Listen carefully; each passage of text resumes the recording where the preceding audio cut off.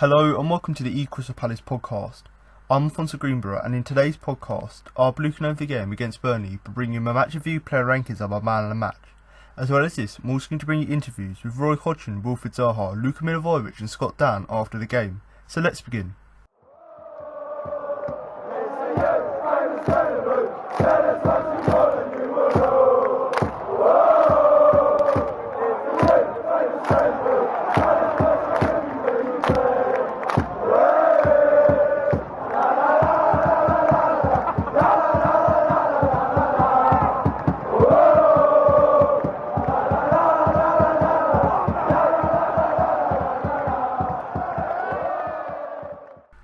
Things were the exact opposite for Crystal Palace when they faced Burnley for the second time this season. It was the opposite leg of the fixture played at the opposite end of the country. It was the opposite style of play from Palace, who sat on the back foot compared to their offensive onslaught in December. It was the opposite in terms of ruthlessness, with Palace netting freely rather than squandering chances in frustration. One thing that wasn't opposite, however, was the game's outcome, as the Eagles ran out clear and deserving victors over Burnley for the second time this campaign. Their trio of goals were netted across both halves, with Phil Bardsley scoring in his own net, Michy Batshuayi bagging half an hour later, and Wilfried Zaha crowning things off, striking home late in the game. The host kick-started things off with the first effort to warm the home crowd's hands as, from breaking down the right, Wayne Hennessy was called to glance a swinging cross over his bar with the tip of his gloves. Despite Burnley's opening spell of presence, Palace's commitment with sitting back paid off after barely 15 minutes of play when, charging down the field, Cheikhou Kouyaté threaded half through, who fizzed the ball across the box. Seeing it run wide, Jeffrey Schlupp raced to the edge of the area and hurled a cross back towards his teammates. To his own detriment, Burnley's Phil Bardsley stood firmly in his way, and the ball cannoned in off his outstruck leg. The Clarets looked to respond minutes later through Ashley Barnes, but Scott Dan's deflection was safe and, to Palace's relief, deflected the ball out of play. The resulting corner tested them once more, however, and again Hennessy's fingertips were forced to tip across to safety. With Burnley persistent in their determination to equalise, Hennessy justified his selection when he stood strong to deny Chris Wood from only a handful of yards. Chance after chance tamely followed, but the Eagles did as they had done all season and defended with resolve. Perhaps their closest first half chance came when Jeff Hendrick brought down a lofted ball with his chest before unleashing an effort at goal which cannoned off the head of Patrick Van Aanholt to safety. Had the Dutch defender not stood in his way, the shot would undoubtedly have been on target. Less accurate, though almost as threatening, was Batshuayi's long-range effort at the other end of the pitch, which flew over Tom Heaton's goal, anomalily dipping and fizzing as it did. Following the break, Palace burst the second half into life in the 48th minute, when Aaron Wan-Bissaka pressed down the right into Burnley's half before switching the ball to Batshuayi in the centre of the box. Handed a chance in a silver play, the alert Belgian forward struck home from 12 yards with ease to double the Eagles' advantage. Minutes later, Burnley squandered their most gilt-edged chance to pull a goal back in astonishing fashion, as Wood headed the ball to Barnes who, from 3 yards out, struck the ball over under pressure from Dan. Playing in a fine spell of form, Schlupp looked to crown off an impressive few months when he let fly from 20 yards, his venomous strike just being edged over by Heaton. Burnley weren't finished yet though, and Barnes was next to try and open their account, but his volley from 15 yards sailed wide of Hennessy's goal. Albeit not in the venue they had been wanting, the host finish did ultimately come, however via the majestic feat of Zaha, who, having worked his way into Burnley's box, danced and shimmered his way into a shooting position before rifling home with devastating effect. His first and Palace's third ensured the Eagles returned to South London with all 3 points. 3 points secured, the Eagles did still however give Burnley fans something to cheer when Barnes struck home from close range to open their account in the 90th minute. Despite Palace's 2-goal cushion, Barnes' effort still led to a tense conclusion, and Peter Crouch almost bagged the Clarets' second to really set things on edge, but Hennessy's overworked fingertips were again the visitors' saviour as he pushed a fine effort wide of his far post. The travelling Palace fans able to sigh a breath of relief, Lee Probber blew his whistle for full time as the South Londoners moved up to 13th in the Premier League table.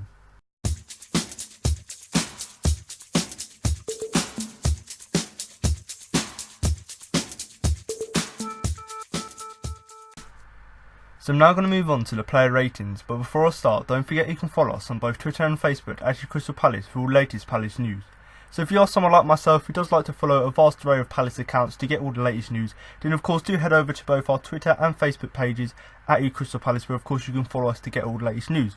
Now, in terms of the sort of stuff we do post on there, obviously alongside general news, whether that be, you know, about the stadium, whether that be about the academy, we obviously do post transfer news. So if you are someone who, you know, wants to keep up to date with the ins and outs of the clubs and, you know, all of the rumours, even though we're not in the transfer window now, there's lots of rumours as to what could be going on in the summer. So if you are someone who wants to get involved in that, likes to, you know, read all the latest sort of transfer gossip, then of course head over there. And alongside just general Palace news and the transfer news, we obviously do post interviews as well. So if you are someone who wants to keep up to date with things that players have said, things that management have said, or even just sort of general interviews that may be somehow related to Palace, then of course head over there as well. And alongside that, obviously I give you my my review and my sort of views of the game in the podcast here, but actually there's a guy over on Twitter who actually runs a Twitter account, and before the game he obviously gives his opinions on the game in the build up to it, on the lineup beforehand, and of course after the game he gives you an instant reaction as well. So alongside listening to my opinion in the podcast, obviously head over to Twitter as well, so where you can get sort of a more broader opinion, and certainly one that's more straight after the game, so sort of instant match reaction in terms of, you know, what we post up there. So if you are someone who wants to get involved, then of course do head over to both our Twitter and Facebook pages.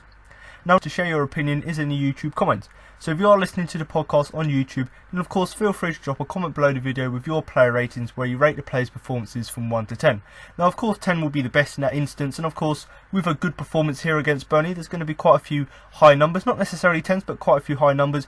But what I want you to do is, you guys, rather than you guys just listening to me talking about how I thought the players performed, you guys comment below with your player ratings, rate each player's performance, and essentially that's just so I can come back to the video, and rather than just having my single opinion of the game, I can read what you guys thought about the game, compared how you rated the players out of 10, and essentially just build up a bit of discussion. And alongside myself, you know, coming back to the video and seeing it, any other fans, whether they be Burnley or Palace fans, when they come to the video, rather than them once again just listening to me, they can actually listen to me as well as reading the comment section, and as well as leaving their own opinion. So if you are someone who wants to get involved, wants to share your opinion, and obviously wants, you know, if you have any questions for me, then of course feel free to comment them below. And even if you are a Burnley fan, for example, obviously both teams, you know, we've been good runs of form recently, obviously Burnley more so. So obviously from their perspective, a little bit disappointing. Our perspective, a great away win. So obviously comment below with your general views of the game, whether you're a Burnley or Palace fan. Now obviously alongside, you know, me reading through the comments, I just want you guys to do it so any other people who come to the video can essentially see it. And once again, it goes back to that point, I personally love to have discussions with other fans, so I'd like it quite a lot, or love it, let's say, if you guys just comment below so we can have discussions in the comment section, because of course, you know, that's something which I think's really great to do in terms of interacting with other fans, but also it sort of allows you to expand your opinion because you're hearing and listening to what other people have to say. So of course, like I said already, feel free to share your comments in the comment section.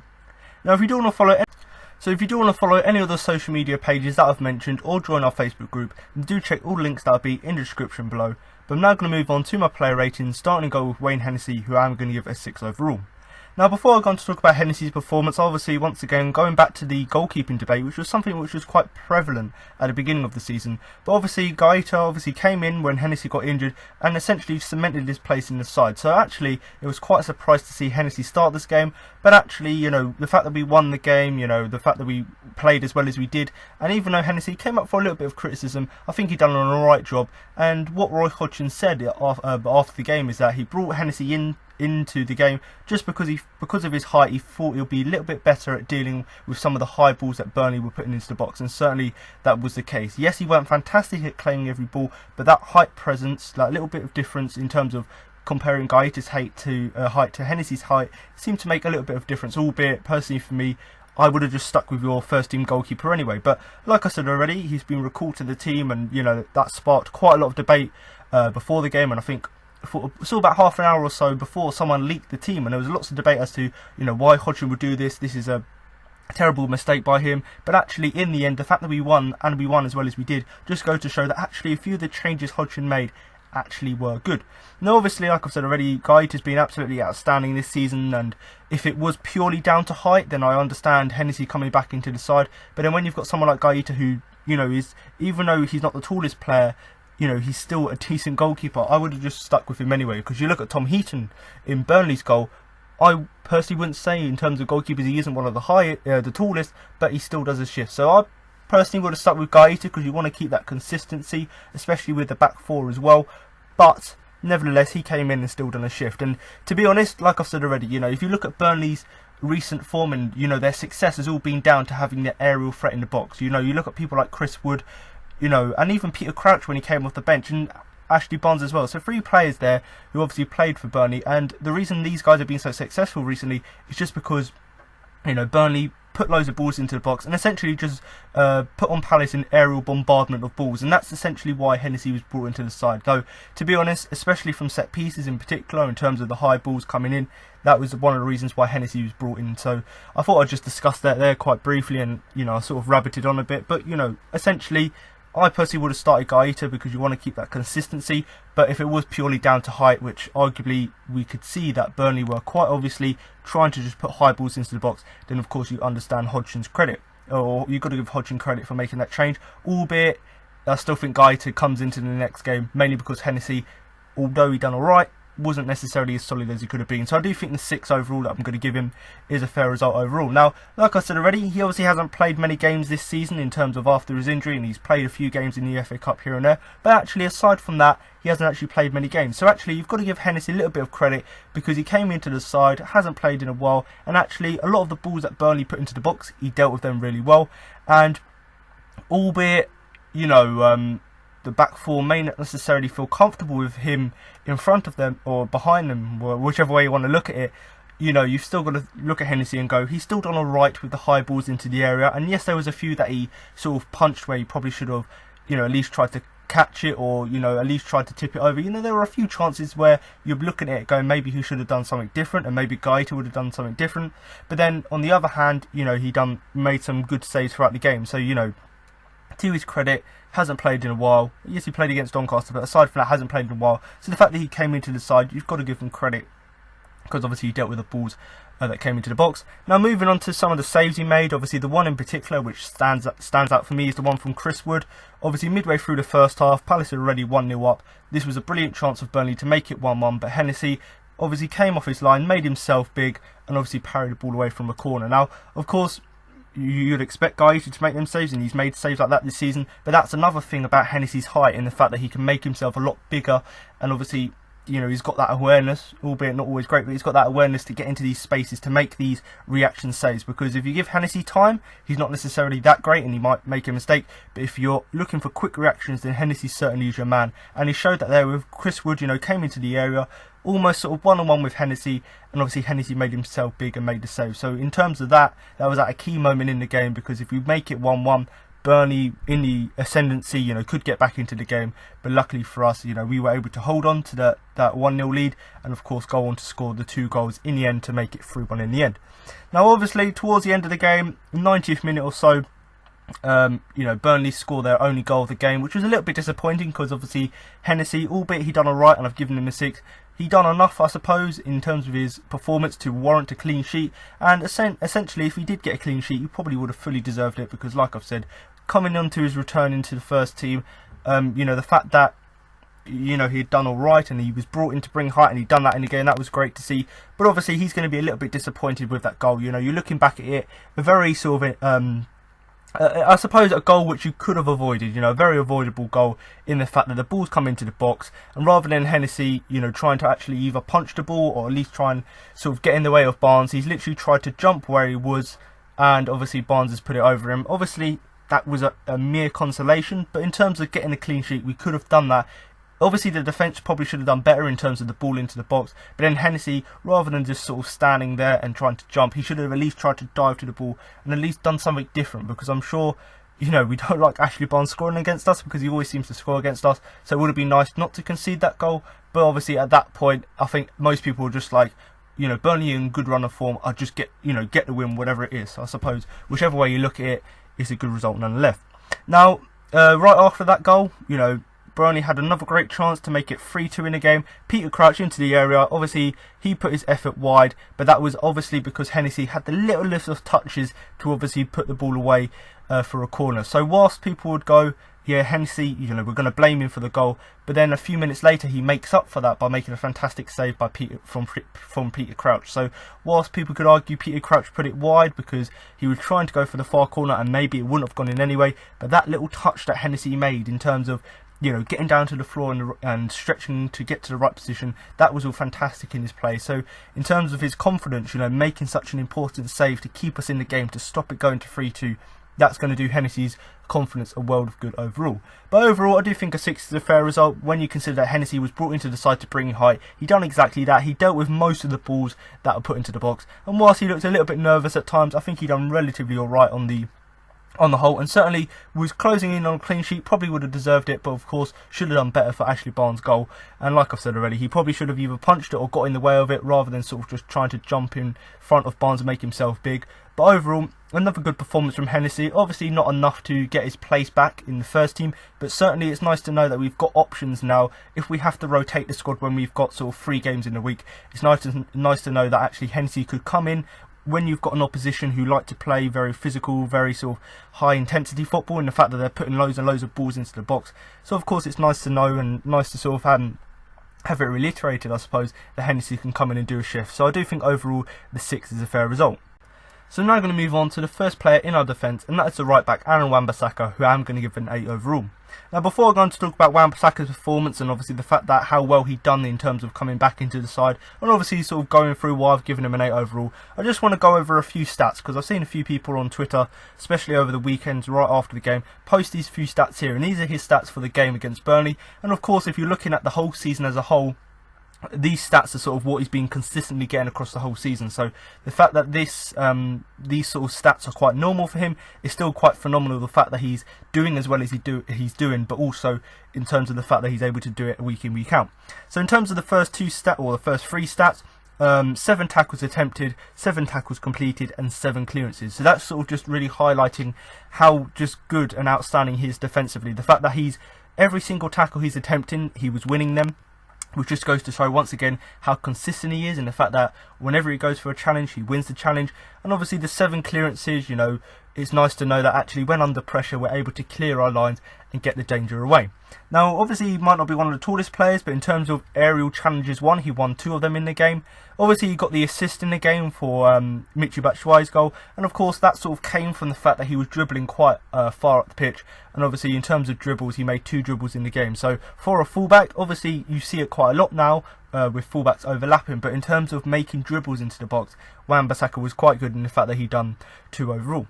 Now in terms of his tackles, I think he's now surpassed 100 tackles, or 100 successful tackles this season, and if you look at that in sort of comparing it to the top 5 European leagues, Wan-Bissaka is top, which once again just goes to show not only how good he is at tackling, but overall as a defensive player, how fantastic and, you know, how much of a talent he is. So, you know, we really can't take for granted how good he is, because like his stats are for the season, he's been absolutely outstanding.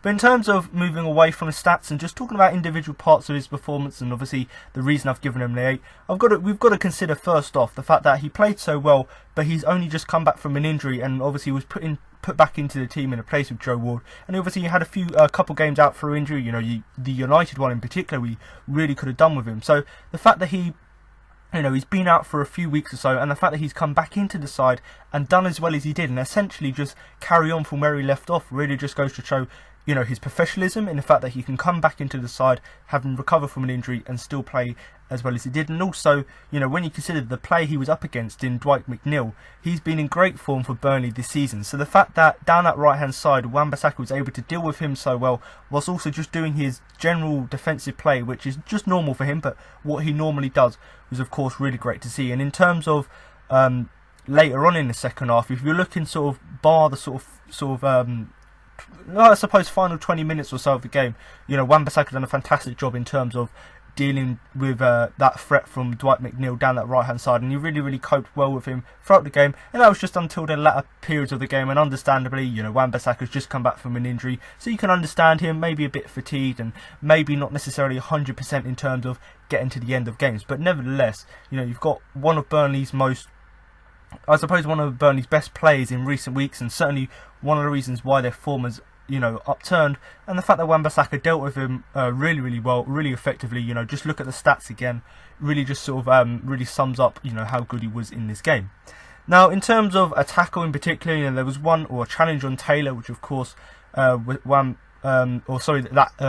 was on the end of, and arguably I personally haven't really read too much onto it, and I'm not really going to dwell too much on it. Well, of course, Taylor maybe could have been sent off. I've seen a few pundits say that, but I suppose the fact that Wan-Bissaka took that heavy challenge, considering the fact that he's just come back from an injury, was a really daunting thing. And I remember watching the game and thinking, this is terrible, this could be the downslide and downturn of our season once again.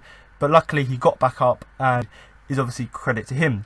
Now, in terms of getting revenge for that challenge from the Burnley defender, he obviously done that by running down that right hand side, racing into the box, or essentially to the edge of the box, and putting in a fantastic assist for Michy Batshuayi early in the second half. I think it was only 2 minutes into the second half, which of course made it 2-0 to us. So whilst I could talk all day about Wan-Bissaka's defensive work, the fact that he was able to dribble, once again go back to the stats, dribble so far at the pitch, and make sure that when the ball came to him, he was able to get into these positions.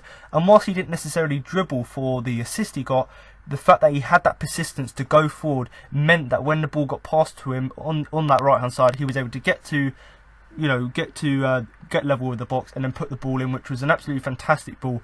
And of course, Michy Batshuayi made no mistake with finishing it. So overall, Wan-Bissaka, I've given him an 8 because obviously the stats really sum it up in the fact that he completed 7 tackles when obviously only attempted 7, made 7 clearances, 2 aerial duels, 2 dribbles and 1 assist. Really sums up his defensive side of his game, and of course the assist really goes to show how much of a threat he's becoming going forward now, in the fact that he's not only getting in these positions and passing the ball off to someone else, but now he's starting to put in dangerous balls into the box. So that of course was nice to see. So Wan-Bissaka here, going to give an 8 to the right back once again, outstanding both offensively and defensively, and hopefully he's got 2 assists so far this season. Hopefully with the games coming up he can obviously build up to his collection, and hopefully have more influence by getting more assists in the games coming up. So I'm now going to move on to the first of our 2 centre backs, and that is James Tomkins, who I am going to give an 8 overall. Now, in terms of Tomkins' performance, I was really impressed overall, and I've given him an 8. But it's not really come as a surprise to me, because he always performs to such a high level. So honestly, in the absence of Mamadou Sakho, you understandably expect James Tomkins to step up, and he done exactly that, and that's why I've given him an 8 overall. Now, in terms of the the strike force of Burnley, obviously with Woods and Ashley Barnes, I think James Tomkins and Scott Dann, but obviously Tomkins in particular, done a really great job in terms of trying to win that battle, trying to get the best sort of in terms of the physicality, that physical battle against these 2 players. And when you consider Ashley Barnes only scored late on in the game, really just goes to show for the duration, for the 90 minutes or so that we were obviously keeping it at 3-0, obviously, Tomkins in particular done a really great job in terms of dealing with that threat. Now, once again, I've talked already about a player that Wan-Bissaka had to mark, but in terms of Wood and Barnes, if you look at their stats, they've also been quite crucial in terms of Burnley's resurgence this season. So, once again, the fact that Tomkins can deal with, 2 of the most informed players, they may not be the best players in the league, but in terms of form and in terms of influence they have for their team, they were being absolutely fantastic this season. So, the fact that Tomkins was able to deal with them really well was once again impressive. But like I've said at the beginning, it doesn't really come as a surprise, because Tomkins quite normally performs to these high levels. Now, in terms of the danger that Burnley posed, I think that quite a number of times Tomkins was the man who actually was able to sort of snuff out this danger. So whether that be winning a header, making a clearance, or trying to play the ball out from the back, I think on a number of occasions he was able to do that really well. And to be honest, in terms of going back to headers, I think I lost count of how many headed clearances he made in the game, because obviously Hennessy was brought into the side to bring us that height and to obviously give us that advantage in terms of dealing with the Burnley attackers because of their height. So that worked. But in terms of Tomkins, before Hennessy is able to catch the ball, you want your defenders to actually be able to head the ball away. So the fact that Tomkins was on hand countless times to actually make headers, clear the danger, and essentially just, if in doubt, hoof it out, as the saying goes, just clear the danger if you need to. He done exactly that, and I think he got the balance really well. And the only disappointing thing about his performance, and certainly I would argue why I've only given him an 8 as opposed to a 9. It's just because he got booked, in the game. Sometimes you make silly challenges, sometimes you get booked, so you've got to put your hands up and say you accept it. But I do think Tompkins, that really sort of put a little bit of a downer on what was a fantastic performance from him. The fact that he was once again solid at the back, probably deserved, or arguably deserved to get a clean sheet, mainly because of how well he dealt with Woods and Ashley Barnes, but also just the sheer amount of headed he won in the game is something that we of course need to give him credit for. So James Tompkins here, the first of our 2 centre backs. I do think the 8 is a fair result. So I'm now going to move on to our second centre-back, and that is Scott Dann, who I'm going to give an 8 overall. Now in terms of Scott Dann and Martin Kelly, and obviously these are 2 players I've debated quite a lot in the last few weeks, in the fact that since Sakho's got injured, one of these 2 is going to take that slot next to Tompkins. And obviously there was quite a lot of debate before the game, and certainly after the game as well, as to who should start in the place of Michy Batshuayi. Now of course midweek against Man United, obviously Martin Kelly took that place, and whilst he's done alright whilst he's done fantastic this season, that game against United was one of his off days, and understandably the fact that it was only a few days before, I understand Roy Hodgson changing it, in the fact that changing it to keep up fitness. But I think one of the other reasons why Scott Dann came in as opposed to Kelly was once again the same reason why Hennessy was brought in, is just to give us that height in the team. And certainly it did make its difference in the fact that Scott Dann and Tompkins in particular, I've given them both 8 because of their sheer influence in terms of just dealing with that threat, or that aerial threat that Burnley do have. Now in terms of just a chance early on in the game, obviously Scott Dann was meant to be marking Chris Wood, lost him inside the box, but of course he was quite grateful that Hennessy was able to make a save, and obviously from very close range from Wood, obviously Hennessy made that fantastic save, as I've already mentioned. And aside from that, I do think that was really Scott Dann's only mistake in the game. So in the same way that Tompkins, his only real mistake was getting booked, Scott Dann's was the one where he let Wood get free in the box, but luckily Hennessy was able to bail him out. So aside from that, he was really fantastic in the game, and much like quite a lot of our performances have been this season, he grew into the game as it went on. So it was nice to see that even though he had sort of that step back where we could have conceded a goal to make it 1-1, the fact that he picked himself up again and continued as he was doing in the rest of the game and just didn't let that affect him was of course good to see. Now in terms of one moment in particular which I was really impressed with, and that was just one superb tackle in particular to obviously put the ball over the bar, and that was from Ashley Barnes' chance. Once again, Ashley Barnes and Woods, causing all sorts of problems for our back four, with the height and their presence they brought. So the fact that Scott Dann was able to make such a good block to obviously put the ball over the bar and to allow us to defend the set piece as opposed to trying to rely on Hennessy to make a save, I suppose, with the ball getting to Ashley Barnes, was of course good to see. And like I said, it was shortly after we had gone 2-0 up. So at that point, if you get the goal so quickly after, to make it 2-1, Burnley are then going to be in the ascendancy. So it was nice to see it was really important and really crucial to see that actually Scott Dann was able to step up, make himself count, and obviously make the challenge as good as he did. And like I've said already, obviously both him and Tompkins done really well against Barnes and Woods, but that chance in particular was really quite pivotal, because if Burnley had scored, then we obviously might have been talking about a different story here. Now in terms of the goal we conceded, obviously towards the end of the game, I think it was like the 91st minute, so in that respect we defended well for 90 minutes, and it was just sort of a little lapse of concentration which led to us conceding that goal. Now I talked about Hennessy and the fact that he probably should have jumped a bit more, but I suppose going back to Scott Dann, he probably will be a little bit frustrated, mainly because he allowed Barnes to make that run in the first place and make it 3-1, and to be honest, it shouldn't take away from what was a very good showing from Scott Dann.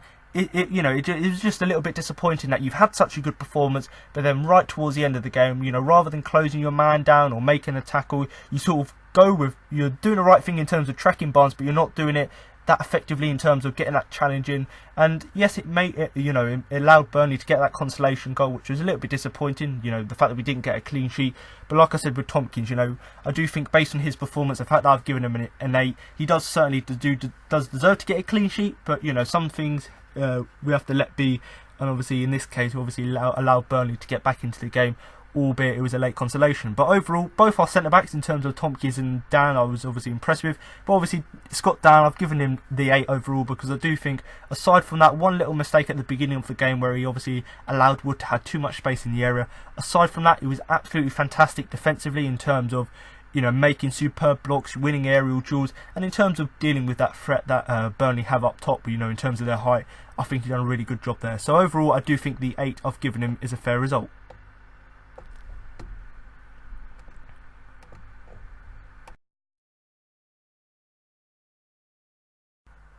So I'm now going to move on to the final player in our defence, and that is the left back Patrick Van Aanholt, who I'm going to give a 7 overall. Now in terms of Van Aanholt's performance, there really isn't too much to say, because I do think for the whole he defended relatively well and actually proved to be an outlet down the left hand side. So actually, in simple terms, I've given him a 7 because I do think both defensively and offensively he done a shift for the side.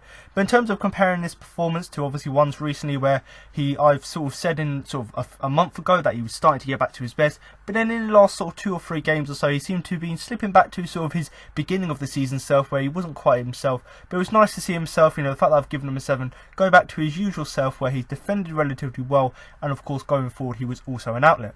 But like I said already, in terms of that left hand side, obviously Wan-Bissaka had his, he had his hands full in terms of dealing with the threat that Burnley had down that side. But I do think as well Van Aanholt on the opposite side defended relatively well, and that was essentially just by restricting restricting the balls that Burnley could put into the box, by obviously stopping them getting the crosses in the first place. So that was obviously, it was really important in terms of Dan and Tompkins making the headed clearances, but also it was important in the first place by people like Wan-Bissaka, like Van Aanholt, actually stopping the ball getting into the box in the first place. So the fact that he defended well in that respect is something that I was impressed with, hence why I've given him a 7.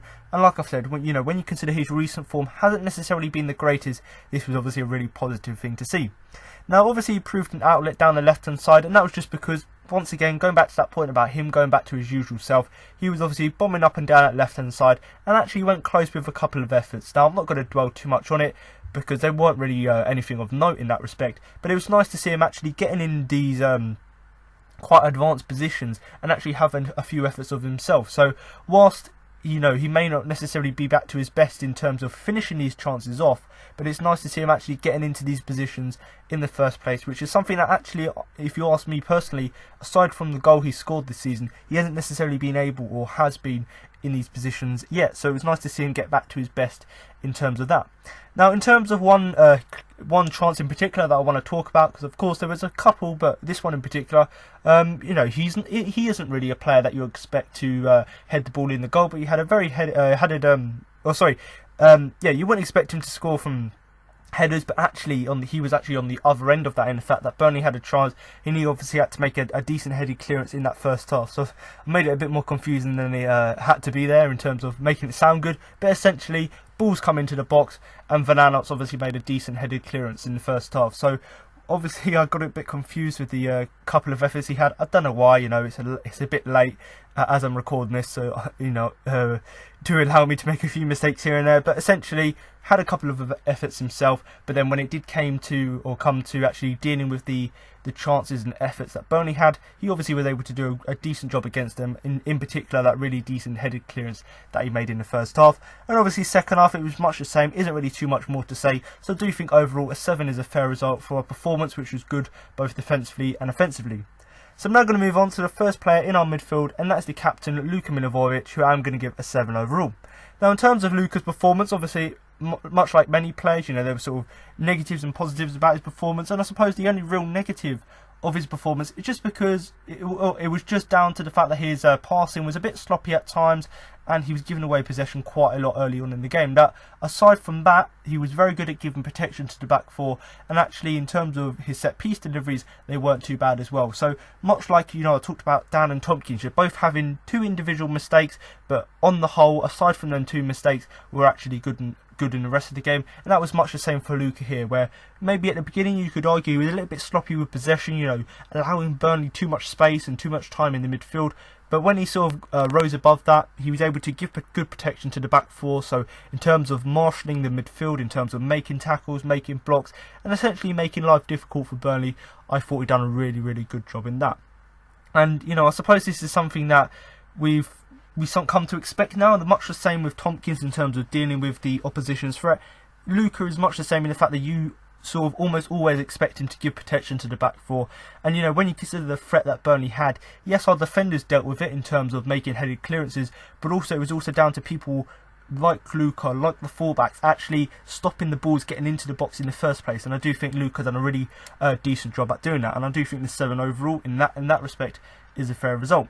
Now obviously his set pieces have been a little bit hot and cold this season. Obviously there's been a few that have been really threatening, and it was down to our sort of lack of a clinical edge why we haven't been able to finish them chances. But then on the other hand, quite a few of his deliveries this season have been off, going out for a goal kick or just being easily cleared by the first man. So actually it was nice for a change to see almost all of his deliveries not being too bad. And whilst we didn't actually score from any of them, it was just nice to see that we've actually finally, you might change next game, but it's nice to see him actually get back into that groove of actually putting in fairly decent and sort of not just decent in the fact that it finds one of his teammates, decent in the fact that it puts the opposition under pressure by actually putting it into a dangerous area where it's quite difficult for them to deal with. So the fact that even though he was a bit sloppy with his passing towards the beginning of the game, as the game wore on, he grew into it and obviously was even better in terms of retaining possession and giving good protection to the back four. And like I said already, I've given him a 7 because that overall midfield performance in terms of winning that midfield battle was obviously good. And I do think, the set pieces also played a role in that. So there isn't really too much to say. And, there's going to be a few plays where there isn't really too much to say, essentially just because they've done a shift for the side. But like I said already, a good performance from the captain, and hopefully, in terms of his protection to the back four and his deliveries from set pieces, these are things that of course are brilliant, but hopefully he can continue this form into the games coming up, starting with the big important game against Brighton at the weekend. But once again, Luka Milivojevic here, I do think the 7 is a fair result.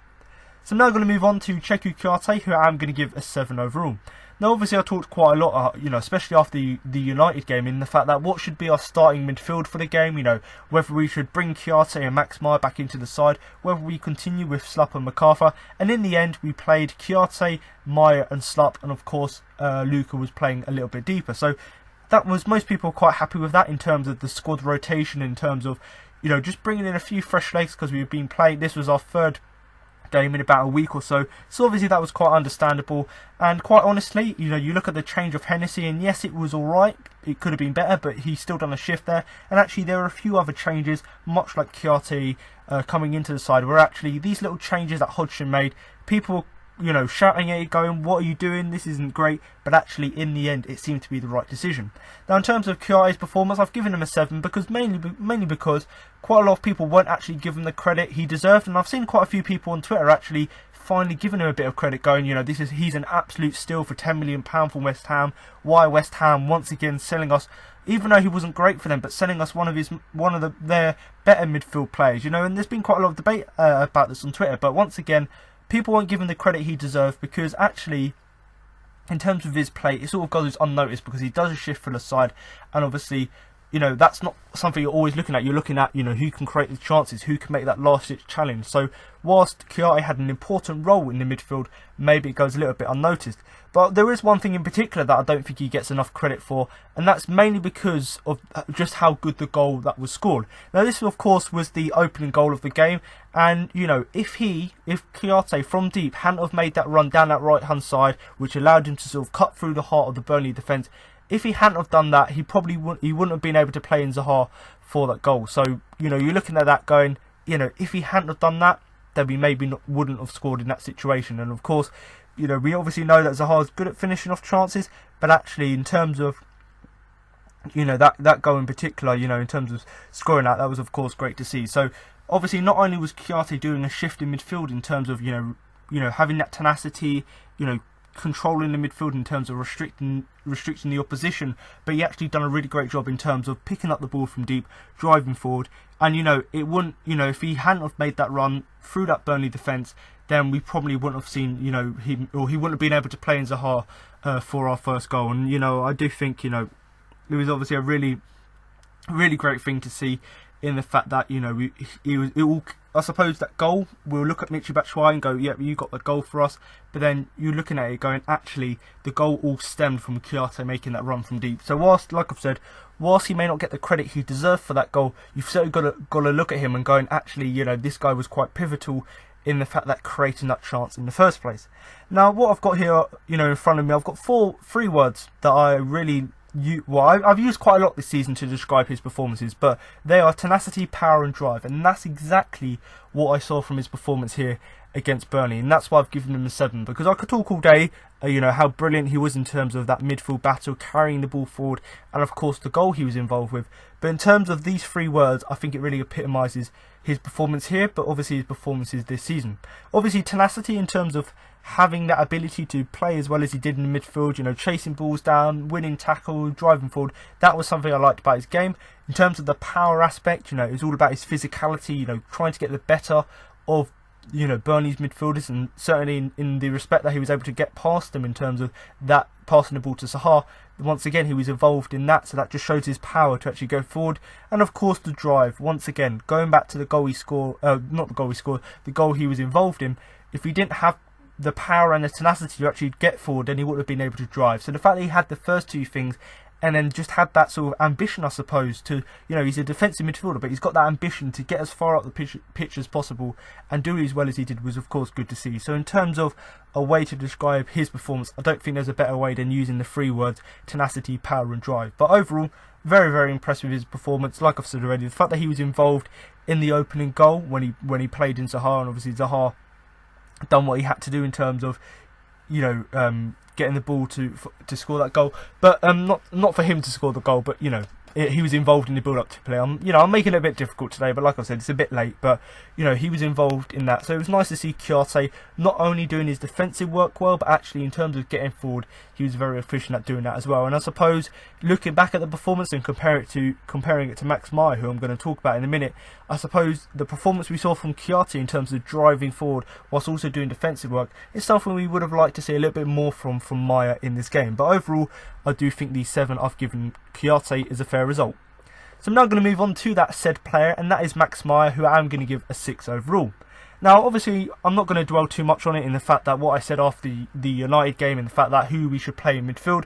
But obviously, I've given Meyer here a 6 as opposed to the 7 that I've given the 2 midfielders I've already talked about. And that's just because it was a slightly under par, slightly disappointing performance from Meyer. And actually, you know, when you consider how well he played in the FA Cup games, obviously Doncaster in particular where he scored, he was really impressive in them games. He's impressive coming off the bench, especially against Manchester United. So actually, it was quite a surprise to see him actually, you know, not play as well as he had done in them games here against Burnley, where he'd finally got given that chance once again to start the game. Now obviously, because his sort of impact wasn't that great in the game, towards the end of the game he got substituted, which I was totally for. But I think one of the reasons, and this is something people have got to really consider, is the fact that he was quite isolated on that left hand side. So even though we were playing sort of a 4-3-3 with obviously Schlupp playing wide, Zaha playing right, and of course our midfield 3, I do think on a few occasions where maybe Jeffrey Schlupp would have dropped a little bit deeper, or maybe he would have come a little bit inside, it did sort of leave Max Meyer on that left hand side, and occasionally, you know, quite far out on that left hand side. And I do think he was quite isolated, and that's just in the fact that because people like Kouyaté, people like Luka were getting the ball forward, it essentially meant that most of our play didn't go through Meyer, and that was just because essentially because that was just the way we would sort of set out to play, but also because that was our formation, and Meyer was meant to start in the middle, or sorry, in the left of our midfield 3. That obviously meant that he, you know, arguably, even though he's better down the middle, he was playing out on the left hand side for the majority of the game. But actually, if you look back at his performance, you know, yes, he didn't have too many touches, and yes, he didn't have the impact we would have liked to have seen from him, but the fact that he made quite a few good touches in terms of bringing the ball down and, you know, passing the ball forward, as well as, you know, sort of taking the ball out from the air and controlling it. So the fact that he was having good touches and takedowns was obviously good to see, but we didn't see enough of it, mainly because he was quite isolated on that left hand side, just because other players were sort of outperforming him on the field. Now, that's not to say that he's a bad player, or what some people have been saying is that was, you could see right there the reason why he's not starting games for Palace. I personally don't think that's the case. I just think because he was playing on the left hand side, he was left isolated. He's better in a number 10 role. Whatever the case may be, a slightly under par performance from him, but you've got to look at it and go, actually, you know, he wasn't terrible in the game, and he's still done a shift as such. And, you know, in terms of looking over his performance, I do think the 6 is a fair result, because like I've said, I've given the other midfielders 7s, because, you know, you could really see their impact in the game. And even though that was less so with Max Meyer, it's just purely down to the fact that he wasn't bad, just the fact that he was sort of not really involved in the game because he was isolated on that left hand side. Now, in terms of, you know, looking at the performance as a whole, you know, before he got taken off, I suppose the phrase you could use was on the fringes, because that's exactly what he was, in terms of he wasn't really involved, and he was sort of on, you know, in terms of our players, he was not necessarily terrible, but he was sort of down the pecking order in terms of who was influencing the game that much. And quite rightly, about the hour mark, he got taken off as a substitute. So he wasn't really taken off because he was terrible in a game. It's just the fact that he didn't really have the desired impact we would have liked to see from him.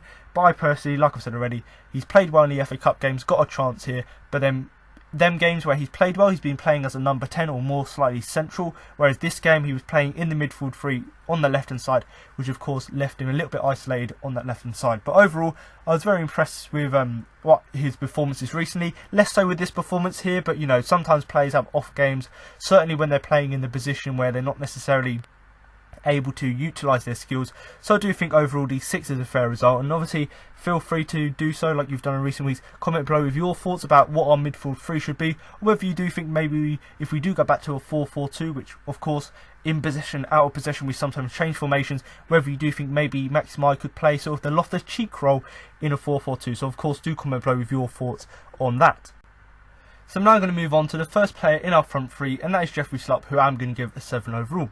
Now, of course, Jeffrey Schlupp is a player who's been in form recently, and of course he won the Player of the Month for February. So actually coming into this game here against Burnley, with all of the changes that we made in the fact that Townsend didn't start, the fact that Maya and Kouyaté came back into the side, obviously meant that because we stuck with a midfield three, obviously meant that Jeffrey Schlupp had moved back out to the left-hand side, which of course was a position he'd played earlier on in the season where he wasn't necessarily in the best of form. Now, I've given him a 7 because despite him playing in I suppose it's a more familiar left-wing position because he's played there this season, but he's been terrible when he's played there. So even though he's going from a position where he's been very comfortable, very impressive in central midfield, moved back to his old position, not a left-back but as left-wing, and even though that was the case, and even though we've started to see why he's so much better in midfield than he is out wide, he's still done a shift out on that left-hand side, and that was something I was really impressed with, hence why I've given him a 7. Now, when you consider, like I've said, in recent weeks or so, you know, he's had that stint in central midfield and done so well, and arguably in terms of his form, in terms of, you know, getting assists and being involved, you know, in terms of scoring goals, you could understand why he would deserve to continue to play in central midfield, and you could argue he was one of the first names on the team sheet just because of his influence, especially sort of since February. So you can understand him, you know, maybe not playing as well as he has done recently because he's moved to a new position, but he didn't let that sort of come over him, and he just decided to, you know, continue where he's left off, but just obviously in a different position. So the fact that he just sort of adapted back to his old system and played well was of course a real good positive to see as well. Now, in terms of the opening goal of the game, he obviously had a hand in that, so much like Kouyaté did, Jeffrey Schlupp was also involved in that, and I do think, you know, aside from that, in terms of being involved in that goal, he done really, really well in terms of, you know, returning the ball. In terms of that first goal, did really well in terms of returning the ball back. So you're looking at that first goal in particular, the opening goal for Palace. Obviously, Zaha's got the ball from Cheikhou Kouyaté, who's of course burst down that right hand side. Obviously, got the ball to Wilf. Wilf's put the ball in. He's missed all of the Palace players, you know, Michy Batshuayi, who were in the box.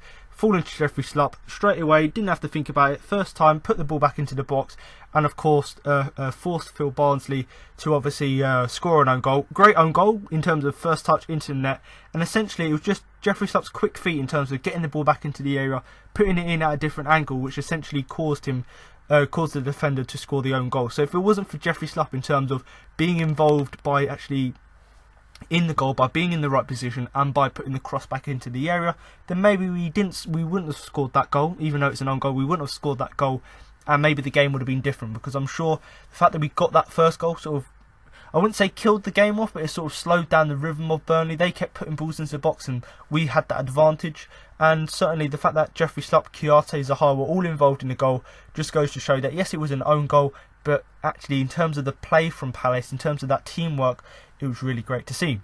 Now, so shortly after, obviously first half isn't really too much more to say other than the fact that he was involved in that goal, but obviously shortly after, in that second half, he obviously produced a really, really brilliant shot from roughly 25 yards out, which of course was deflected and whistled just over the bar. So in terms of that chance, obviously we've seen Jeffrey Schlupp, the goals he's scored this season, they've all been sort of coming into the area, shooting from the edge of the area, or you know, getting into the right position. And actually this effort was from 25 yards out. We don't normally see him shoot from there, but you know, he got the ball, literally took a few touches, had a shot, and yes, it did deflect, but even if it didn't take a deflection, it might have gone in, but that little deflection just made it whistle over the bar. But nonetheless, that was a great chance for him. And in terms of, like I've said already, even though he was playing in his old position, a position where he hasn't played great this season, it was nice to see him actually still continuing his form in the fact that he was looking for chances to score. And like I've said already, if it wasn't for the deflection, even though the ball did go wide anyway, if it wasn't for that deflection, then maybe it could have gone in. Now, the final thing that I was really impressed with, and one of the main reasons I've given him a 7, other than the fact that he was obviously involved in the goals we scored, was just the fact that towards the end of the game, the amount of energy he had, the fact that he was full of running, the fact that he was always looking to get involved, even towards the end of the game, was of course really impressive. And when you consider we were 3-0 up, we were cruising, we weren't just looking to sit back and take that 3-0, we were looking to attack Burnley, we were looking to get that 4th, maybe even 5th goal, and ultimately it didn't come because obviously Burnley defended well. But the fact that Jeffrey Schlupp in particular had the energy, continued putting pressure on that Burnley back four, continued making runs, looking to get the ball into the box, the fact that he had that intent and had that energy towards the end of the game was something that was really impressive for me. And that's something we haven't necessarily seen from him at the beginning of the season, but in terms of how he's reinvented himself by playing in central midfield now, it seems to have got the best out of him. And even though this was sort of a one-off, let's hope that he's playing out wide, because of course we'd hope Andros Townsend goes back there. Even though that may be the case, it was just nice to see him continue his form, even though he was in a different position. So that was the thing that I was really impressed with. But like I said already, Jeffrey Schlupp overall, going to give him a 7 because he was obviously, was involved and, had a really big part to play in terms of our first goal. Kouyaté running forward, driving down that right hand side, got the ball to Wilf. Wilf put a cross in, missed everyone. Jeffrey Schlupp puts it back in, causes an own goal. So in terms of that, very involved in that first goal. And in terms of, just his involvement in the second half, in terms of having shots for himself, having chances for himself, he was really good in that respect. So overall, do think, comment below with your thoughts of Jeffrey Schlupp's performance and whether you do think he should keep his place in midfield. But overall, I do think the 7 I've given him is a fair result. So I'm now going to move on to the striker in the team, and that is Michy Batshuayi, who I am going to give a 7 overall. Now, this was quite an interesting performance in the fact that if he hadn't have scored that goal in the first half, you're looking at him going, he's probably one of the worst players on the pitch. Now, that's not to say that in the first half he was terrible.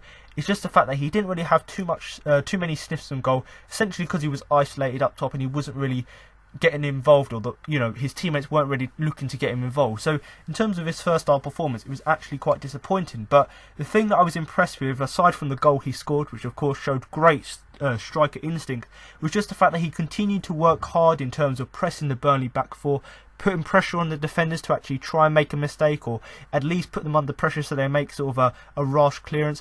So even though he wasn't necessarily that involved in that first half, and aside from the goal, like I've said, it would have been a disappointing half.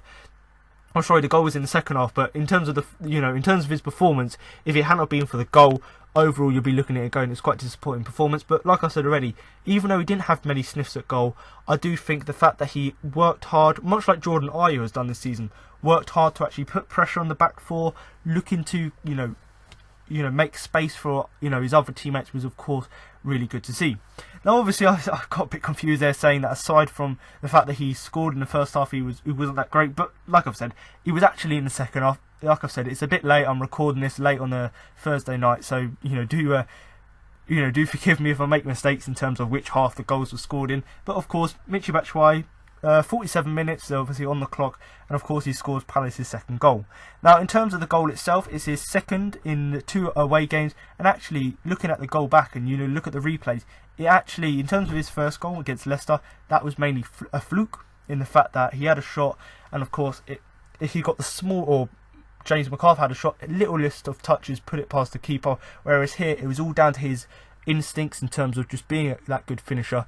And obviously the good work from Wan-Bissaka was great in terms of getting the ball out wide and putting the cross in, but the fact that Michy Batshuayi didn't have to think about it but hit it first time into the net was of course good to see. And then the best time to score is either at the end of a half or right at the beginning of the half, so the fact that we got that early goal in the second half sort of cemented our dominance in the game, albeit Burnley was still in it in terms of their play, but obviously getting that second goal sort of killed the game off and gave us more control of the game. And it was really great to see the fact that our second away game he was able to score in his score for 2 games in a row away from home. So that of course was great to see. And the fact that he showed these good instincts really was we were sort of asking and begging why he obviously missed another great chance to obviously double the Eagles lead later on in the game. So there were obviously other chances that he had, and you saw that first one thinking that was a really great chance, why couldn't you do it again? But sometimes strikers, they hit it first time, it goes in, and other times they don't. So you've got to look at it and go, his goal he scored was a very important one because it obviously helped us to double the lead, and of course notched up his second goal in as many away games. So obviously that was good to see. But when he had similar chances in the game, much like the first half where he didn't have that many sniffs on goal, maybe he could have done better on them occasions, because you would think that the fact that he'd got that goal would have given him that boost. And even though his play was good in the game, hence why I've given him a 7, maybe he could have even added to his tally further if he had obviously taken a few of his other chances better.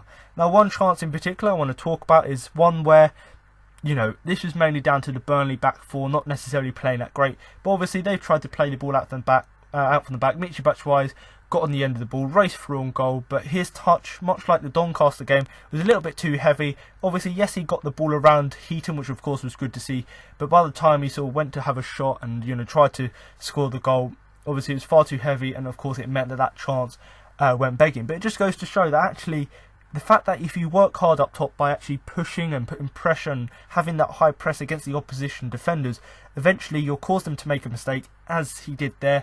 And yes, he didn't finish that chance, but of course it was nice to see Batshuayi actually run at the defenders, get the chance. And yes, he obviously got past Tommy Heaton, which of course is no mean feat because he's been playing great this season.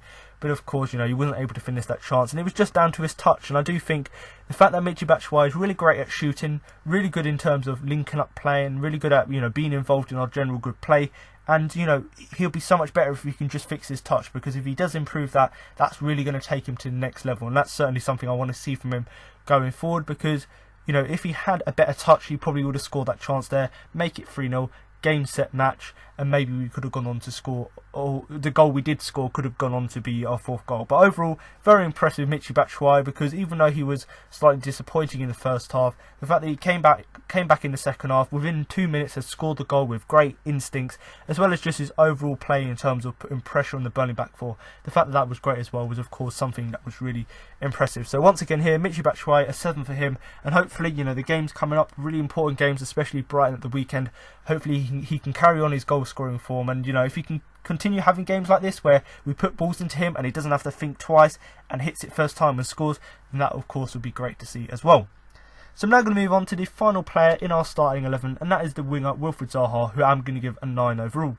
Now I must say, I do believe, do correct me if I'm wrong, but I do think this is the first 9 I've given all season, and there may have been 1 or 2 here and there, but I do think in terms of the last sort of few months or so, this is the first 9 I've given, and it just goes to show and really highlights just how good of a performance that Zaha had, because I rarely do give out 9s in terms of players' performances, but I do think his overall play in the game here against Burnley was really impressive. Now, in terms of the first half, I talked about Michy Batshuayi not necessarily being involved, but still putting pressure on the back four. I suppose it was the sort of the opposite for Zaha, where he was absolutely unplayable in that first half, and it was sort of him back to his old self. Being in this kind of form, it's really, I suppose it's really quite easy to see why he's the best player, not playing for a club in the top 6, because games like this where he's back to form, back to play, at his best, it really sort of doesn't beg a question, but it really just highlights, how good of a player he is and why he is.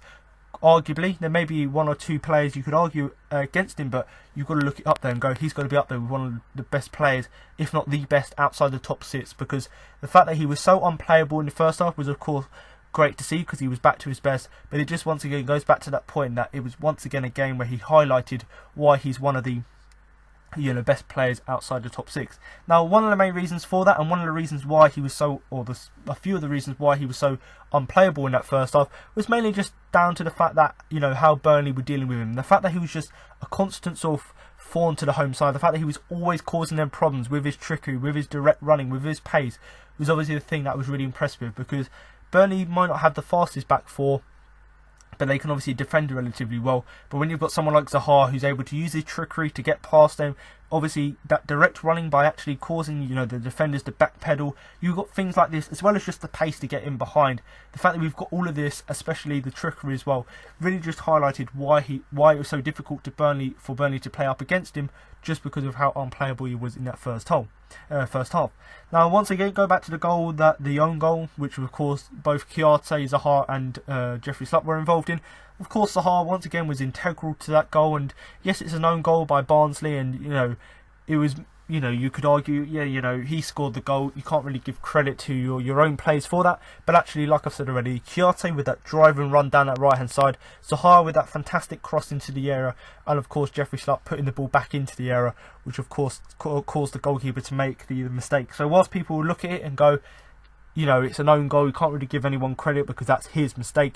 But actually, the great build-up play from the whole team, and obviously them three players in particular, was of course good to see. And in terms of Zaha's part in that, obviously the ball into the box was great, albeit there was no one there to tap it in. But of course, Jeffrey Schlupp at the byline was able to put it back in.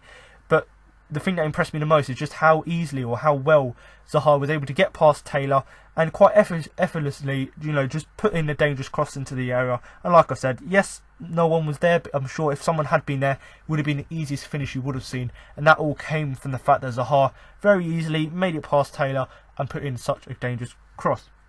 Now, of course, in terms of his performance here, I probably would have given him a 7, maybe an 8, because of obviously how good he was, in terms of, that first goal and in terms of just causing a threat to the opposition. But the fact that he capped it off with a fantastic goal, might not win goal of the season, but in terms of just the pure skill, it's got to be up there. And that's really what bumps him up to a 9, because yes, he was fantastic in the game, but if he hadn't scored the goal, you'll be looking at actually going, that was the one thing that was missing from his game. So it was nice to see him actually get rewarded for how well he was playing with, of course, the goal, which of course caps off what was a superb play from him. Now, in terms of the goal, obviously the other goals we've scored, they were obviously teamwork. Obviously the first one, Kouyaté, Schlupp, Zaha all involved. The second one down to Wan-Bissaka and Michy Batshuayi. So actually the third goal was all individual. You can't really pinpoint other players on that because it was all down to Zaha, and it was all down to his trickery. And essentially the word you could use is humiliation, because that's exactly what he did to the Burnley back line. Obviously at that point it was 2-1, so Zaha's got the ball inside the box, dribbled past one defender, went to sort of shimmy past two other defenders. They've obviously moved out the way. He's obviously run back in the opposite direction and of course put a very powerful shot past Eaton. And I do think there's a really great video on Twitter and of course eagles.cpc.co.uk where you can actually see highlights of the game, and you just see that he moves one way, moves the defenders there, he moves the other way, they move with him, moves the other way again, and then that gives him the space to run by them and obviously shoot past Eaton. So in the fact that he got past 3 players in the first place was great, but the fact that he used his trickery to trick them and actually make them go one direction when he went the other was of course something that was really impressive, albeit not surprising because we know that's what Wilf can do. But also the fact that he just put as much power as he did to get it past Heaton, because it essentially, I can't be sure for this because obviously I haven't watched the highlights that closely in terms of zooming in, but I'm sure it sort of went under Heaton, so whether that would be under his legs or under his arms, it was so powerful that even Heaton couldn't get down low enough to save it, which really just goes to show how good he was playing in the game. Now, you'll be quite surprised, you've got a player playing as well as this and they actually get taken off. Now, personally for me, the way how Burnley were playing and the fact that they were actually looking to, actively tackle him, try and, essentially do what lots of teams have done this season, in the fact that they go out there trying to make life difficult for Wilf because he's just getting the better of them. And essentially he was taken off soon after, and that was just down to the fact that he was a constant threat, but he got his goal, done his day's work, and just got taken off just to preserve him. And the fact that we don't want him to get an injury, but also just because you've got someone like Townsend on the bench, just bring someone on, some fresh legs on, just to see out the rest of the game. And I talked about some other players maybe being fatigued. 3 games in a week, you can understand maybe a few players being changed, and of course Zaha was one of these players. But like I've said already, quite a few times this season he's obviously been targeted by the opposition, albeit Burnley weren't doing it that badly in comparison to someone or a team like Watford who done it very, very cynically, but nevertheless being targeted by the opposition. So I think it was the right decision to withdraw him as the game went on. But like I said already, I was just absolutely, I was just over the moon, let's say, with his performance, or as Wilf would say, absolutely buzzing, because that's how I was after the game. Obviously it was nice to get the result, but then when you've got a player like Zaha who scored, was it 5 goals in 5 games now, or he's been involved in 5 goals in 5 games, so the fact that he's now back to his old self, scoring goals, making big contributions to the team, that was of course great to see. And you're looking at his game overall, I've given him a 9 because his trickery in that first half, his direct running, his skill was obviously making him unplayable and making it really difficult for the Burnley defenders to deal with him. And of course the fact that he had his hand in that own goal as well by putting that ball into the area, by actually getting past Taylor, was of course just as impressive. And, you know, like I've said already, he probably would have got an 8 overall, but the thing that capped it off was just that fantastic goal he scores. You know, absolute brilliance and individual skill to dribble past 3 players, put them the wrong way, then get it past Heaton. And like I said, you know, we've seen Andros Townsend this season score 3 absolute bangers. Obviously, the Man City one more than most. So that they're arguably going to take up the goal of the season, or the top 3 goal of the season contenders. But Zaha's goal's got to be up there, just down to the fact that just pure individual skill getting past a player was something that was really impressive. So overall, I do think Wilfried Zaha does deserve the 7. Sorry, not the 7. The 7 I probably would have given him if he hadn't scored the goal, but the 9 I've given him overall. But obviously, do comment below with your thoughts. And, you know, like I said, it's late again, so I'm making these little mistakes with numbers here and there. But like I said, Wilfried Zaha, I do think he does deserve the 9 I've given him. So I'm now going to move briefly on to the substitutes. Obviously not really much to say here because of course they just came on to bring on fresh legs and, you know, replace other players who were, their influence was dwindling. But in terms of the substitutions, Jason McArthur came on for Max Meyer, Andros Townsend came on for Wilfried Zaha, and obviously Christian Benteke came on for Batshuayi. Now I'm not going to give Benteke any ratings because he just came on for Batshuayi, once again giving us a bit of fresh legs, bringing off, you know, the goal scorer so he can obviously be ready for the next game against Brighton. And essentially the game had already been won, so you're bringing on Benteke just to see it out. Now in terms of both McArthur and Townsend, I'm going to give them both 6s. Now to start with McArthur, obviously came on for Max Meyer midway through that second half. Obviously he just came on and obviously helped us to see the game out, but there was one chance in particular, went very close but the effort was blocked. So once again, you know, McArthur's been sort of a Marmite player in recent weeks where he's been great, where he's had like 3 assists in 2 games, but then people have been saying some of his other plays been lacking. But it was nice to see him come off the bench and prove, you know, the nice rotation we've got, the fact that we can actually bring players off the bench and actually change up our midfield really goes to show, you know, the quality of players we've got, but also the quality of the squad in the fact that we can make these changes. So it was nice to see McArthur come on, and that's why I've given him a 6, because he was brought on to see the game out, but alongside that, in terms of doing his work, he was obviously able to be involved in terms of, you know, having a few efforts, albeit that was blocked. Now in terms of Andros Townsend already, you know, I've talked about, you know, the change of our midfield in terms of Schlupp moving out of it, moving back to his out wide position, and that was all down to Townsend essentially just being rested from the starting 11. And, you know, whilst Townsend, bar this game here, had played every game this season, I think it was, really is a testament to him, but understandably, 3 games in a week, it's going to tire you out. And I obviously do understand Roy Hodgson making that change. It wasn't necessarily a tactical change, but just one just to conserve the energy of the players. And I do think, you know, he's been playing so many games recently, playing so well, but, you know, it was sort of a little bit disappointing that he obviously, his record of having played every minute of the game this season, bar like 6 minutes here and there, obviously was a bit disappointing. But like I've said already, you know, the fact that we can actually rotate our squad and bring someone like Townsend off the bench once again goes to show the depth of our squad, but also the quality we've got in the fact that Townsend can come on and do a shift for us. But like I said already, you know, towards the end of the game, obviously came on for Zaha because of course he was getting tackled and we didn't really want him to get an injury off the back of that. And, you know, much the same, you know, Townsend looked like he picked up an injury towards the end of the game. Hopefully it's not too serious, but, you know, having looked at it, you know, the training videos, he seems perfectly fine. Maybe that was just a little knock towards the end of the game. But once again, like I said, you know, a player that's played almost every game this season, or almost every minute. I believe he's played every game, but not almost every minute. But it was nice to see. It wasn't that nice, I suppose, to see that record broken for him. But nevertheless, I do think the fact that we've got options like this off the bench and the options to rotate our squad was, of course, good to see. And of course, the final sub, as I've already said, was Christian Benteke.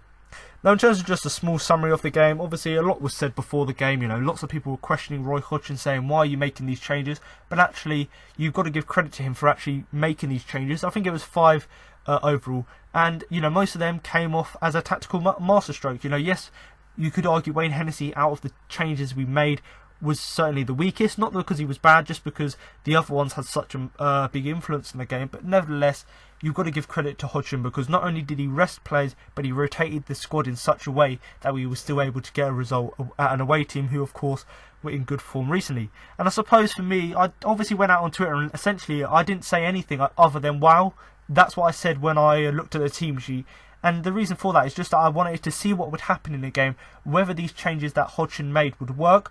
And luckily for us, they did. So whilst people were saying, "Oh, Hodgson, you've lost the plot," actually, I personally was saying, actually, let's see the first 20 minutes, first half an hour or so, see if this system works. And luckily for us, it did. So whilst people were commenting beforehand, I was quite hesitant to do that because I essentially wanted to see if the changes would work and if they or wouldn't work, and luckily for us, they did. Now, in terms of the team, or the selection in terms of dealing with Burnley, I think Rokocha made the right decision in terms of the players he picked, in terms of the system, and the way they were set out in terms of grinding out a result was of course good to see. And Burnley are a very tricky team to play against this season, so the fact that we went there, got a result at Turf Moor, which of course, last season we had an absolutely terrible game there in terms of the result. The game was good, but the result wasn't great. So it was nice to see us actually go there against an informed Burnley side and do as well as he did. And going back to the changes we made, another reason why I was quite hesitant to comment on it is just because it was nice and refreshing to see other players given an opportunity. Nice to see actually Kouyaté, Maximire and Luca start back in midfield. Nice to see Jeffrey Schlupp, off the back of his good form, play out wide again and see whether he can still do a job there. So it was nice to see and refreshing to see these changes along the team. And actually, it shows that there's a good team spirit there, in the fact that even if the team's sort of changed around, the team can still do their best to get a result for the team. And the fact that we were able to grind out the result by actually seeing out the game, as well as scoring the quality of goals we did. Albeit the first one wasn't quality because it was an own goal, but the build-up to it was quality. That was, of course, good to see. And going back to Hodgson, you've got to give credit where it's due, because it was a performance where when people saw the lineup, or it was a game where, but when people saw the lineups, they were like, we've lost this. But actually, in the end, you look back at the game and actually go, the few changes he made and obviously the tactical approach to the game really did work for us. Now, my final point really, and this is obviously the big game coming up at the weekend, and obviously the games coming after that, but onwards and upwards, because we've got another positive performance here, up to, I think it's 33 points now, so we're in a very nice position in the league. So we've got to look onwards and upwards now. I think we're now closer to the I think it's 8th in the league or 9th in the league than we are to the relegation zone. So we've got really important games coming up. We've got Brighton, of course, the big derby. We've got Watford and Huddersfield coming up. So 3 big games to obviously in March. So hopefully we can get a result against Brighton, obviously our rivals. Hopefully that will give us a boost going into the FA Cup game against Watford once again. I don't want to say they're a rival because I don't see it personally, but in terms of just the pure hatred, I suppose you could say Watford are. And of course Huddersfield, yes, they won the other week, but they're still rock bottom of the Premier League. So we've got 3 important games here where we really should be looking to get as many points as possible. And of course with the Watford game, look to progress in the Cup. So of course this sort of approach in terms of onwards and upwards is of course going to start at the weekend against Brighton.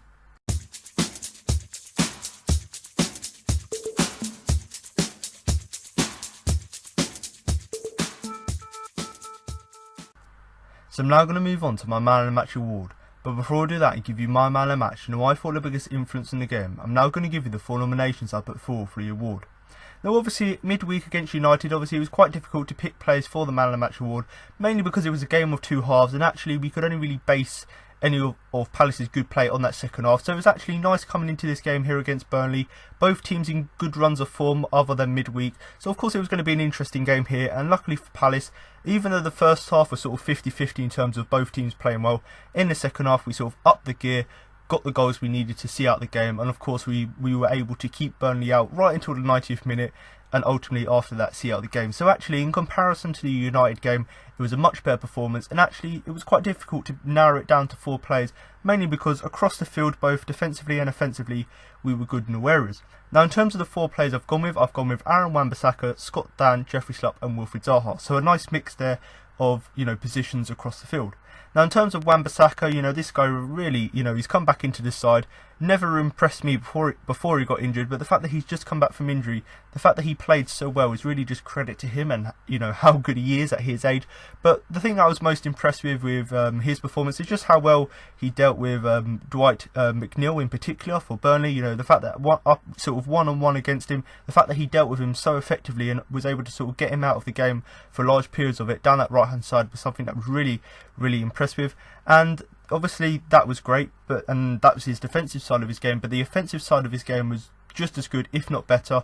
Obviously he was the guy who got the assist for Palace's second goal. Obviously nice counter-attack, we've got the ball, I think it was Wilf passed to Wan-Bissaka, Wan-Bissaka down the right hand side, made a lovely run right to the byline, or almost to the byline, cut the ball off and or cut the ball inside, and of course Batshuayi scored it. So not only was he doing his defensive work in this game, but the fact that when he went forward and the fact that he was putting in so many good crosses into the box was great to see. And that one for Batshuayi in particular is the thing that was really impressed with. It wasn't just the fact that he cut the ball inside and put the cross in, but it's just the fact that he actually got past the players in the first place to get into that position and make that run as well to obviously get the ball into Batshuayi. So loads of things about his play which I was really impressed with. Obviously defensively, keeping at bay Dwight McNeil for quite a lot or long periods of the game, and of course the fact that he got what was a fantastic assist for Batshuayi with that lovely ball in out wide was of course great to see.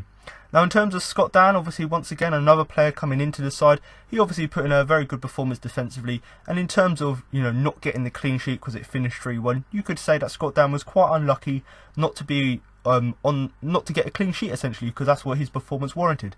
Now in terms of picking out a few moments that really did impress me and things that why I put him on this shortlist is, yes, he defended well throughout for the majority of the game, but there was one moment in particular, one specific block that I really liked, and that was when he got in the way of the ball and turned it over the bar. So that one in particular, that could have let Burnley back in the game. So the fact that he was able to be aware, make a block, or he made loads of blocks in the game, but that one in particular where he turned the ball over the bar was really impressive. And that was obviously from Barnes' chance. So we know Barnes likes to score, he's scored against Palace before, so obviously it was nice to Scott Dann obviously to get in the way and put that chance over the bar. And I think that was just after we gone 2-0 up, so 2-1 up. If that had gone in, would have been a different story, but once again Scott Dann made that tackle or made that block and obviously put the ball over. So yes, that moment in particular was really impressive, but his whole defensive performance was really impressive. He was brought into the side instead of Martin Kelly to give us that aerial presence in defence, and that's exactly what he did. Whenever balls were coming into the box, he was winning headers, he was trying to play the ball out from the back. So everything about his defensive play was really impressive, and that's why I've nominated him. Now in terms of Jeffrey Schlupp, obviously came up for quite a lot of criticism midweek, but he's sort of gone back to his old self, what he's been doing over the last sort of few months or so, and put in a very sterling performance again. And in terms of his involvement in our first goal, he obviously had a hand in it, even though he wasn't he was obviously directly involved in it, but obviously it was an own goal, so you could say he was involved in it because he forced the own goal, but then he's the guy who didn't put the ball in the net, so he wasn't exactly involved in that. But in terms of that first goal, lovely counter-attack again from Palace. Wilfried Zaha whips the ball in, it's gone wide, missed all the players inside the box, but Jeffrey Schlupp crosses it in first time, and of course forces Phil Bardsley to deflect it in, and that's obviously because he couldn't sort out his feet. So obviously whilst I said Jeffrey Schlupp wasn't directly involved, I say that because you've literally just put the ball back into the box, and unluckily for Burnley it's deflected off one of their players. So whichever way you look at it, I don't believe Jeffrey Schlupp will get the assist there because it's an own goal, but nevertheless the assist for the own goal. So the fact that he was involved in our first goal was really great to see. In the second half, there was another effort, from about 25 yards out, had a shot on goal, and it was deflected and it whistled just over the bar. So not only was he involved in our goal, but having chances after that to, help Palace to get more goals in the game. And obviously, in terms of just towards the end of the game, just that tenacity he had in midfield, by just kept running, kept making runs, and essentially just putting pressure on the Burnley back line just to maybe to get Palace another goal, or just to tire them out even more so that they can't get back into the game. Everything about his game was really impressive. In an attacking perspective, the fact that he got the assist, which isn't going to be an assist because it's an own goal, but I'm going to call it that, and the fact that shortly after that he had a few other chances himself, obviously one from 25 yards out which deflected wide. So the fact that he was involved in that sense, and then obviously towards the end of the game his just midfield presence in terms of keeping running, putting pressure on the back line of Burnley, everything about his general play was really impressive. Now my final player is Wilfried Zaha. Now once again he was quite good against United, and one of the only players to come out with real credit, especially for his second half performance.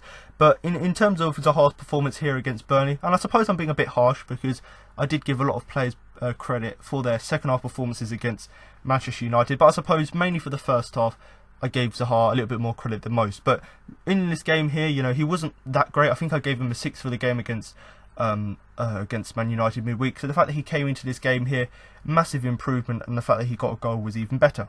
Now in terms of his first half performance, he was completely unplayable in this, and what I mean by that is just that he was a constant thorn in the home side. They couldn't really deal with him, he kept threatening them, And essentially that was just because of his pace and trickery and a direct running as well. So they were the main things which we obviously know he can do, but the fact that he done it so well in that first half up against the Burnley backline was really great to see. You know, playing on the right hand side where he hasn't necessarily played much this season, but it was great to see, you know, the constant running he was making at the fullbacks, constant trickery to try and get past them, as well as just his ability to keep hold of possession as well, because the amount of tackles coming in him and the amount of players around him, he actually done a superb job to actually keep possession. So for them things in particular, I was obviously really impressed with. Now going back to our first goal, much like Jeffrey Schlupp, Zaha was involved in that. Obviously he was the guy who put the first cross into the box, which of course Jeffrey Schlupp put back into the box again. So you could say he got the pre-assist for that goal as Zaha, for, you know, putting the ball in the box in the first place. And it just goes to show, if you play him in wide positions, he can put the ball in the box, and that once again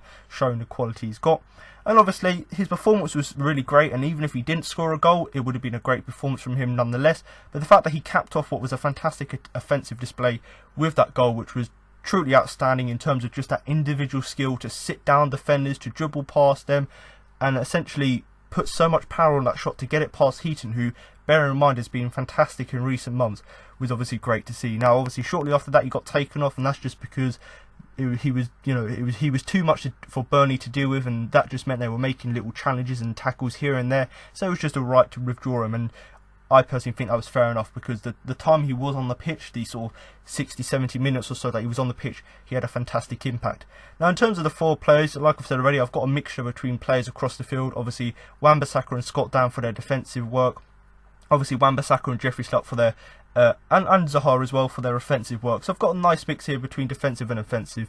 But for me, there's only going to be one player, and you know, when you score a goal as good as you do in terms of taking on players, sitting them down, dribbling past them, then putting as much power as you did on the shot, I'm going to give it to Wilfried Zaha. So congratulations, Wilf. You don't get a trophy or certificate, but you do get my sincere congratulations on what was just yet another solid performance from you.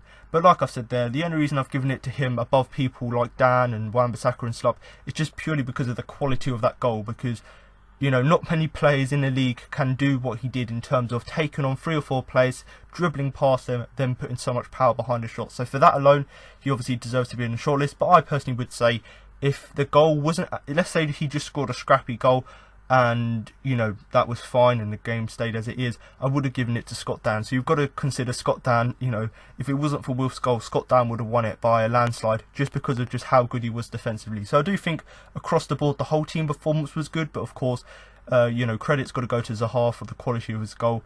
Obviously Schlupp and Wan-Bissaka for their offensive work, and of course Wan-Bissaka and Scott Dann for their defensive work. Now comment below with your thoughts about my 4 players I've nominated, whether you agree with them, disagree with them, and obviously who you thought your general man of the match was for the game against Burnley. So now you've heard my match report, player rankings and my man of the match. That concludes this week's podcast.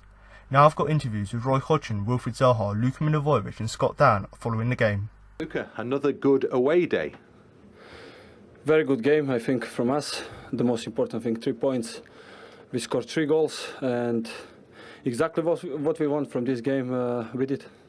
The first half was close. The second half, do you feel you were much the better side? You know, it's much easier when you score first. We knew it. Then in the second half, they're going to open the space a little bit. We have a lot of pace up front. We use it. And as I said, in the end, we should score more goals, I think. Wilf, you got yourself one. Were you pleased with the goal you did score? Yeah, I'm always happy to score, really, and obviously help the team, and I'm just happy we managed to get the 3 points. Yeah, were you pleased with the performance as well? I feel like the first half was a little bit shaky, but scoring first helped, but second half I think we calmed it down and played more and managed to get the result we wanted. Away from home, you're a very difficult side to beat, aren't you, at the moment? Yeah, obviously, the gaffer obviously gives us a game plan. And obviously, away from home, we can't be as open. We stay tight and try to bake on teams. Another 3 points takes you a bit closer to where you want to be, I guess, in terms of the season and the table, doesn't it? Yeah, it's true, but, you know, there is 9 more games until the end. We don't want to put, let's say, some aim to reach 40 points. I don't know how much. We are going game by game to take much as we can, and next game is Brighton. Very happy for these 3 points, and we are going to prepare a new game. Yeah, big game to come, isn't it, as well, Wilf? Yeah, massive game. Obviously, everyone knows about the rivalry between us. So, yeah, we're looking forward to it. Scott, well played. 3 points at a difficult place to come. How was it? Yeah, it was difficult. Obviously, nice to come away with the 3 points, and I think definitely on the second half performance and the chances we created, we deserved it. We knew it was going to be tough from the start, the way they start games and the run they've been on. Unfortunately for us, we got ourselves ahead probably against the run of play in the first half, and then, like I say, we played well in the second half and deserved the 3 points.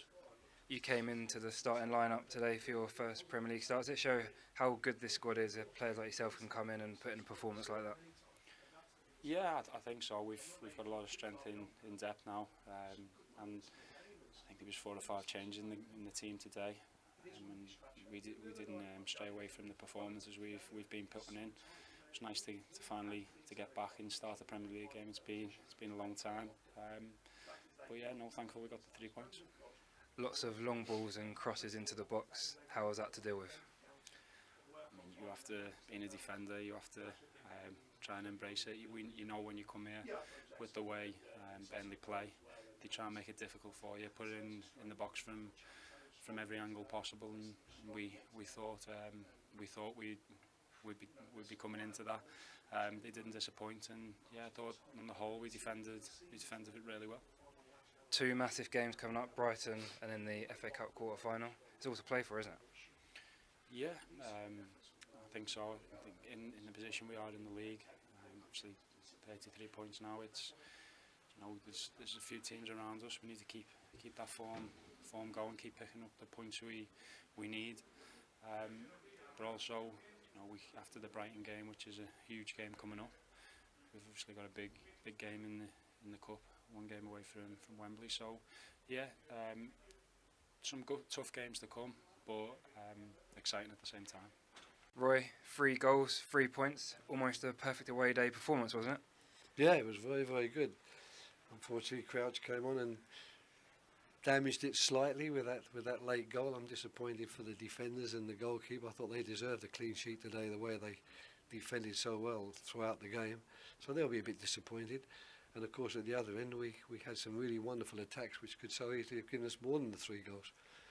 But all in all, you've got to be delighted to come to Turf Moor and get 3 points, especially in the form they've been in recently. I know they lost at Newcastle on Wednesday night, but before that they'd had 8 games on the bounce without losing, and furthermore, I think they've had 5 matches here at Turf Moor with 4 wins and a draw. So it was going to be a tough ask, because we know we're playing against a team that's more than capable of beating us, but to make certain they didn't today and to win emphatically as we did, that's delightful. Made changes to the side today. Were you pleased with how those players did who came into the team?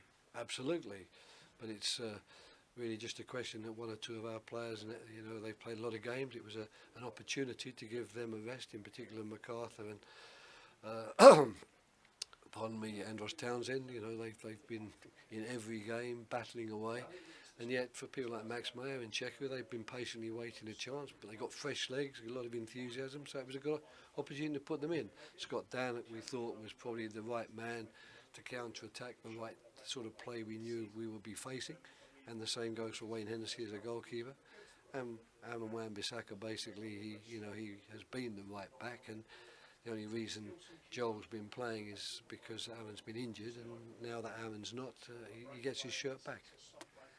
And as you mentioned, Burnley play a certain way. Were you pleased with how the defence coped with the long balls and crosses into the box? Absolutely.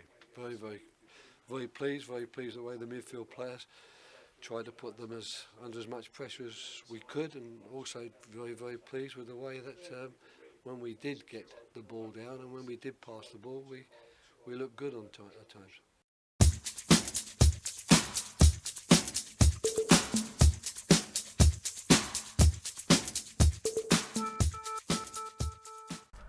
So there you have it. Now you've heard what Roy Hodgson, Wilfried Zaha, Luka Milivojevic and Scott Dan had to say after the game.